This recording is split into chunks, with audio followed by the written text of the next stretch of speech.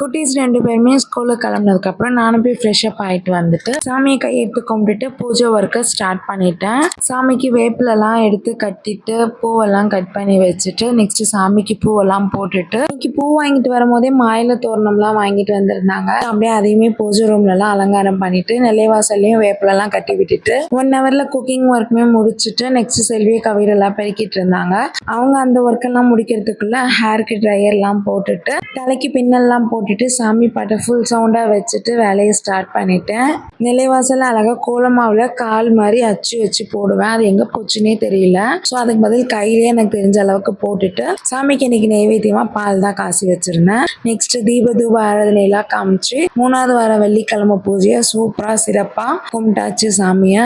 And நான் சாமி கும்பிட்டு முடிக்கிறதுக்குள்ள என்னோட ஹஸ்பண்ட் குட்டீஸ்லாம் வந்துட்டாங்க. அவங்களுமே சாமியை கும்பிட்டுட்டு 4 மந்த்ஸ்க்கு முன்னாடி காணாம போன பீரோ சாவி இன்னைக்கு தான் கிடைச்சிருச்சு. பீரோ கீயே வேற மாத்திட்டோம். பட் இன்னைக்கு தான் கிடைச்சிச்சு. நெக்ஸ்ட் அப்படியே அதை எடுத்து சாமி படத்தாண்ட வச்சுட்டு இன்னைக்கு வெள்ளிக்கிழமை ஸ்பெஷல் என்னன்னு பார்த்தீங்கன்னா காலிஃப்ளவர் சாம்பார், கேரட் பீன்ஸ் பொரியல், அப்பளம் வச்சு சாப்பிட்டுட்டு ஈவினிங் பூஜையை முடிச்சுட்டு அப்படி நான் எங்க கிளம்பி போறேன்னு சொல்லி நெக்ஸ்ட் vlogல அப்லோட் பண்றேன். தேங்க்ஸ் ஃபார் வாட்சிங். பாய்.